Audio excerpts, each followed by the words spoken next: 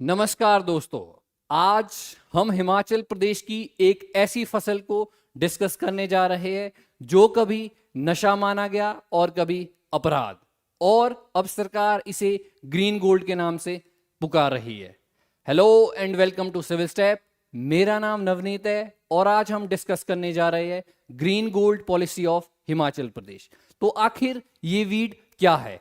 अगर हम हिमाचल प्रदेश में वीड की बात करते हैं तो वीड एक जो हमारा कैनेबिस प्लांट है।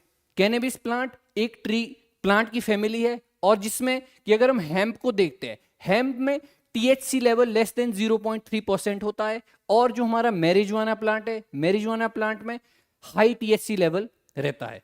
और हेम्प प्लांट जो है वो टेक्सटाइल, कंस्ट्रक्शन, न्यूट्रिशन और कॉस्मेटिक प्रोडक्ट्स में यूज किया जाता है। और जो मैरिजुआना प्लांट है ये रिक्रिएशनल एक्टिविटीज या फिर साइको एक्टिव इफेक्ट्स की वजह से यूज किया जाता है। तो अगर हम हिमाचल प्रदेश में कैनेबिस की हिस्ट्री को देखते हैं तो हिमाचल प्रदेश के कुछ डिस्ट्रिक्ट्स है जैसे कुल्लू, चंबा, मंडी या फिर शिमला में वाइल्ड फॉरेस्ट में ये उगाया जाता था। बट फॉरेन इन्फ्लुएंस की वजह से जब इन एरियाज में फॉरेन टूरिस्ट का इन्फ्लुएंस बढ़ा, उसकी वजह से ये इलिसिट प्रोडक्शन हुई इसकी, और चरस की पॉपुलैरिटी बढ़ी, जिसकी वजह से इनका इलीगल प्रोडक्शन भी हुआ, और साइको एक्टिव इफेक्ट की वजह से, साइकोट्रोपिक इफेक्ट की वजह से इसको यूज किया जाने लगा। बट अगर हम इंडिया में इसका लीगल स्टेटस की बात करते तो वीड को इंडिया में एनडीपीएस एक्ट के अंडर इलीगल डिक्लेयर किया गया है। परंतु जो इसका मेडिसिनल यूज है या फिर इंडस्ट्रियल पर्पस के लिए सरकार इसको रेगुलेटेड वे में इसकी प्रोडक्शन कर सकती है। और इसी रेगुलेटेड वे की वजह से हिमाचल प्रदेश की सरकार भी ग्रीन गोल्ड पॉलिसी को लॉन्च किया है। हिमाचल प्रदेश के ऑनरेबल सीएम सुखविंदर सिंह सुक्खू जी ने दिसंबर 2025 में इस ग्रीन गोल्ड पॉलिसी को लॉन्च किया है।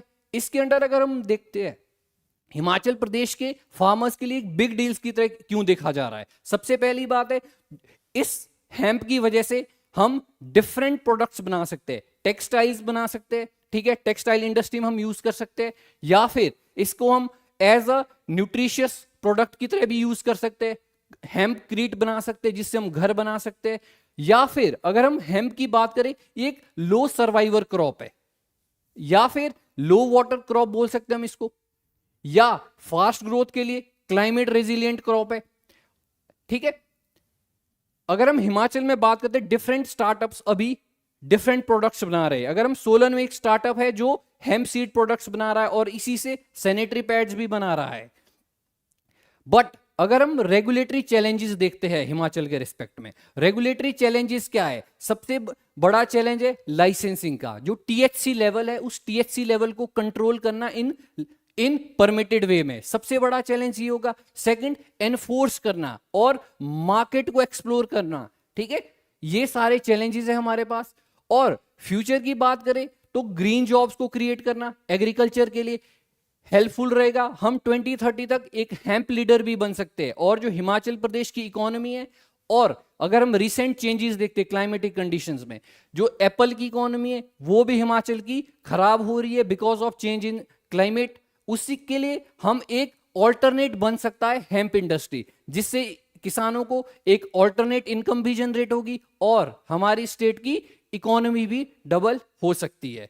तो इसीलिए हमें नशा नहीं चाहिए, बट हमें एक नीति चाहिए। Thank you.